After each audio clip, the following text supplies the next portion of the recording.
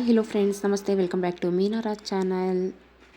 ಇನ್ನು ಡೈಲಿ ಏನಾದರೂ ಒಂದು ಪ್ಲಾನ್ ಇದ್ದೇ ಇರುತ್ತೆ, ಏನಾದರೂ ಒಂದು ವರ್ಕ್ ಇದ್ದೇ ಇರುತ್ತೆ. ಸೊ ಇವತ್ತು ನಾನು ಬಂದು ಶುಕ್ರವಾರ ಆಗಿರೋದ್ರಿಂದ ಮನೆಯೆಲ್ಲ ಕ್ಲೀನ್ ಮಾಡ್ಕೊಂಡು, ಹಾಗೆ ಸ್ವಲ್ಪ ಮೆಟ್ಲು ಮೇಲೆಲ್ಲ ಧೂಳಿತ್ತು ಅಂದ್ಬಿಟ್ಟು ಕ್ಲೀನ್ ಮಾಡ್ಕೊಂಡು ಬಂದೆ.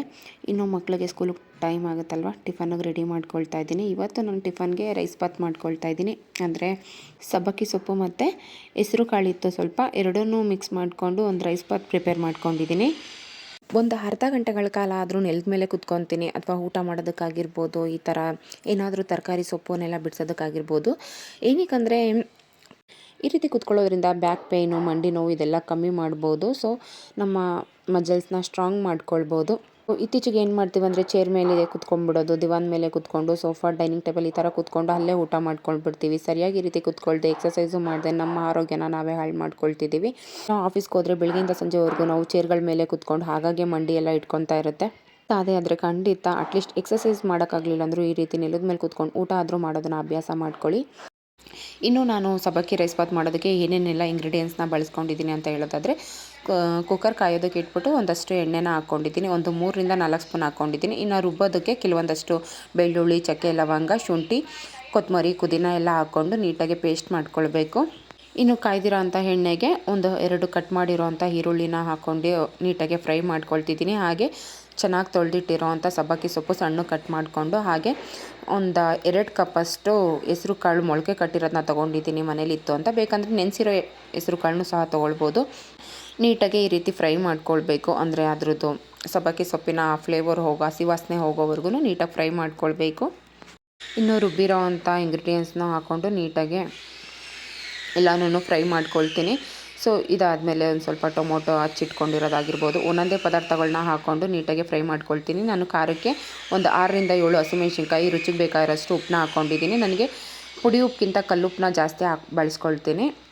ಇನ್ನು 2.5 ಗ್ಲಾಸಷ್ಟು ಅಕ್ಕಿ ತೊಗೊಂಡಿರೋದ್ರಿಂದ ನಾನೊಂದು 5ರಿಂದ 6 ಗ್ಲಾಸಷ್ಟು ನೀರನ್ನ ಹಾಕ್ಕೊಂಡಿದ್ದೀನಿ.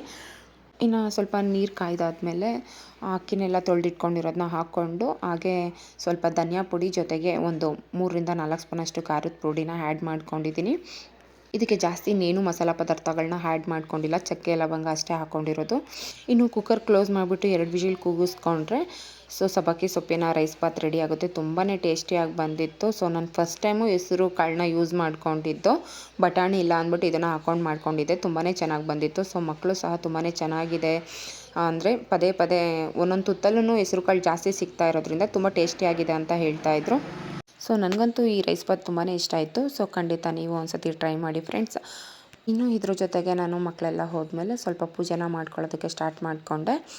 ಇನ್ನು ನಾನು ಯಾವ ರೀತಿ ಶುಕ್ರವಾರ ಮನೇಲಿ ಪೂಜೆ ಮಾಡ್ಕೊಳ್ತೀನಿ ಅಂತ ಹೇಳೋದಾದರೆ, ಸೊ ಡೈಲಿ ಹೂವು ಮನೇಲಿದ್ದರೆ ಖಂಡಿತ ಒಂದೊಂದು ಹೂವನ್ನ ಬದಲಾಯಿಸ್ಕೊಳ್ತೀನಿ. ಹಾಗೆ ಮನೇಲೇನು ನೈವೇದ್ಯಕ್ಕೆ ಅಂತ ಫ್ರೂಟ್ಸ್ ಏನೂ ಇಲ್ಲ ಅಂದ್ಬಿಟ್ಟು ಸ್ವಲ್ಪ ಒಂದು ಗ್ಲಾಸಲ್ಲಿ ನೀರು ಇಟ್ಕೊಂಡಿದ್ದೆ ತುಳಸಿ ಜೊತೆಗೆ.